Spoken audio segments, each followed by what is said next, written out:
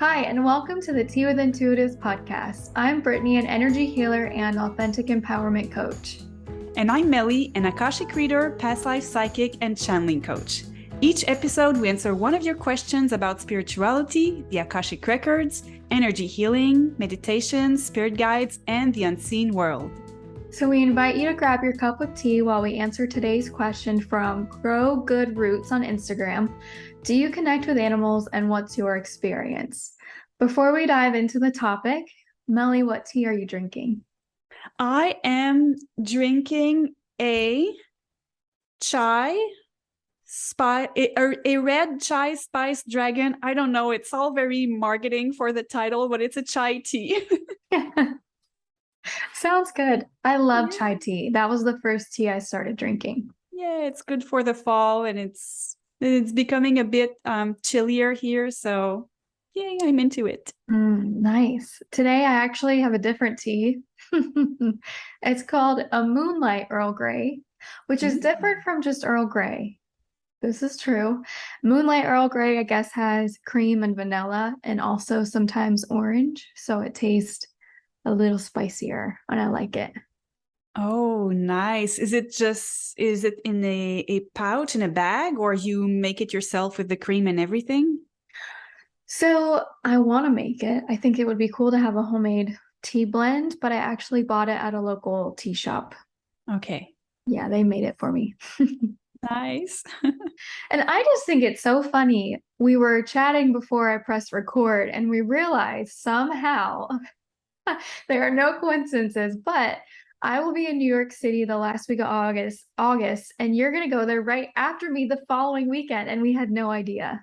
Yeah, and it would be so fun to meet, but we bought tickets for the Stranger Things experience, so I cannot move it. So you need to check with your fiance if you can move it, and so we can meet. How crazy is it that we both planned to go to New York City around the same time with our families and didn't know? Okay, I'll see what I can do. We'll work some magic. Okay. So, Melly, do you connect with animals and what has been your experience? I can connect with animals, but I just don't think about it that often. When I did my Akashic reading training, there is a portion of it where you learn to open the Akashic records of pets. And so I opened the Akashic records of my cat, and I'm looking over there because she's sleeping right over there. So sorry, folks, she won't be on camera for people watching on YouTube. And right when we started talking about channeling the Akashic records of our pets, she came on camera right away. It was during the pandemic, so it wasn't in person. It was all on Zoom, and she kept cuddling me. And before we open the Akashic records of a pet, we need to have the permission of the owner and or pet. So when you are the owner, you just look at your pet and you ask your animal, can I read your Akashic record? Is it okay with you? And the teacher was like, Meli, you don't need to ask your pet. She's really into it. She's eager for you to open her Akashic records. And it's very special. Like, they don't have the same kind of consciousness. So it's kind of opening the Akashic records of a child, which isn't ethical, which we shouldn't do. But I feel like on the type of consciousness, and it's simpler. And the message I got was about her being just happy living her best life with us, because I already knew from connecting with my spirit guides and asking them that she is the reincarnation of my previous pet.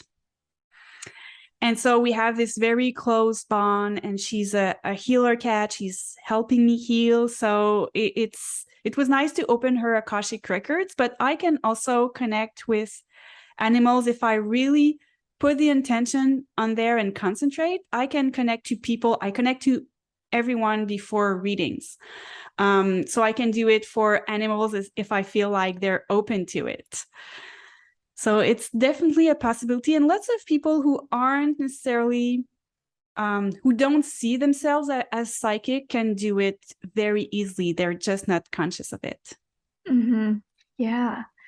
It's funny because I don't know. I feel like some people, when they hear that animals have their own Akashic records, might be a little surprised, but they do. And I opened my own cats as well when I first started reading. And I totally agree with what you're saying about the energy feeling different. Um, there was a lot of emotion when I opened Jeremiah, my cat's records. And I actually saw a past life we shared together as well through his eyes. And that was really fun. Um, but yeah, I think outside of the Akashic records, though, connecting with pets or animals, especially if you already are sensitive, is really easy. I mean, it's very easy to do. I have given energy healing, esoteric healing treatments to pets. It's actually something I offer, and I love doing it. So if you have a pet and you'd be interested, I do give energy healing treatments to pets. It's actually really supportive and helpful.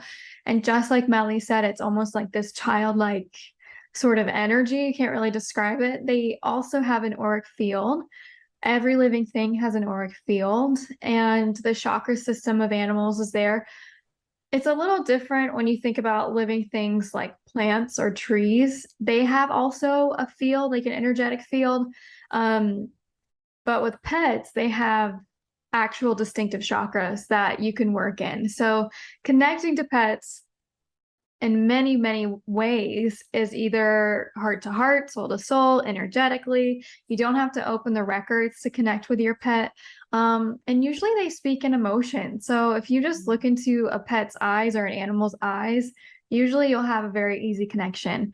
There was one time I was sitting with my grandma on her porch, and we were talking about the connection to animals and our connection to them and kind of our role of being of service to animals in a way. And she was meditating and told me that as she was it was an open-eyed meditation out in nature, and she really connected to this bird in a tree nearby. And she started blending in with the spirit of the bird, and she could kind of start to see from its viewpoint and how it would fly and the viewpoint it would have when it was flying around this area. A lot of us, very sensitive and empathic people, want to work with animals for sure. Yeah. Yeah. And before we finish, I have a super fun story that I need to share. It's not my story, but it's so good. I need to share it here. I was just listening to Colette Baron-Reid's podcast. If you don't know her, she's a famous psychic medium. She's very, very fun. She has lots of oracle card decks. And I think her podcast is Inside the Universe, if you are interested. And she was explaining how she was doing a gallery mediumship. That is when you have a big group in front of you.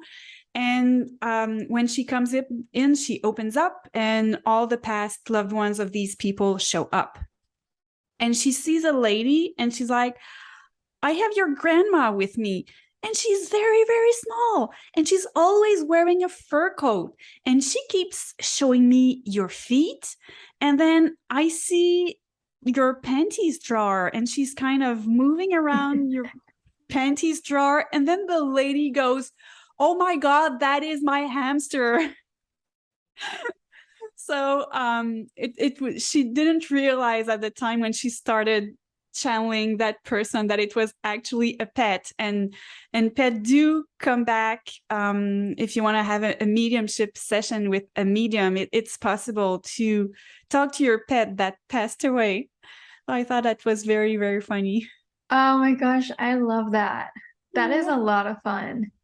Yeah. Yeah, it's so funny because I feel like we all have our own interpretations. And when we talk about pets, a lot of people believe that pets actually have one soul, but they share this collective, they have like a group soul, but then they can reincarnate into different bodies, but they're all connected to this group soul. And Journey of Souls, love that book. We were reading how in the meditation or the hypnosis, the person was shown how they would go and request to visit with the animals that they had in a past incarnation so that they could still see their their pets and hang out with them kind of in the soul etheric world. And I thought that was really cute. I also am a firm believer that if you have pets that pass, they are going to come back. They will come back and hang out with you. They will find you again. If it's meant to be, it will be. I have also given 2 or 3 client readings at this point where I would channel through the Akashic Records of pets who were in the process of passing. It's been a really beautiful experience to have someone you work with who's going through something really, really sad that has a lot of grief where they're losing their best friend. You know, it's like losing a child. And to be able to open the animals Akashic records and to see their story, but to also hear directly from them that they understand what's going on. They understand that it's their time to leave this body. They're not afraid. They understand where they're going. And they also understand they're coming back and they will be back. It's been a really beautiful experience to help navigate that process. And it really does help us as humans heal, knowing that it's just a never-ending relationship and it never will cease to exist, that beloved pet will always be there with you forever. Yes. If your pet loves you, I just want to precise that if someone is bad to their pet, the pet will not want to come back with that person. But yeah, and it's really, really beautiful because I remember when before, now I have Chi, but before her, she was called Nana. And when she passed away, I first of all, few days after she passed, Rosalie saw her during the night, and she was on my nightstand. And at night, she would always sleep with me, and she was checking me out, sitting on the nightstand. And then I asked for her to come back to me. So you can absolutely ask your pet to come back to you in its next life, and they reincarnate really fast. I really feel like they reincarnate much quicker than we do. Making their soul plan is more basic than us. And so when you look out for a pet, don't stress about finding the right one, because it's like our souls, we can go and see other souls, and it's not something that happens every day, but souls can change bodies. And so if you adopt the quote unquote wrong pet, your pet is going to come and see the pet that you adopted and say, hey, I've had many lifetimes with that person. I would like to continue. Do you mind switching so we can continue? Because we do have soul contracts that are more basic, but with Chi and I, we have a soul contract. It's all about our missions of love and having more flexibility and openness with each other. And so we teach each other about that every day. And so the other pet will go, yeah, right, I completely understand. And they just switch. But what oftentimes happens is that when I adopted Chi, I was supposed to adopt another animal. And I just saw the picture on the web from the woman who was going to give the cat to me. And I was like, oh, okay, yeah, I want another pet. And okay. But it didn't really spark joy until another woman that I knew showed me a picture and said, this person I know who lives on a farm, this little kitty has been abandoned by her mother, and she needs a home, and I know that you lost your cat, you want her. And as soon as I saw Chi, I was like, oh my God, it sparked joy. And she looked very identical to Nana.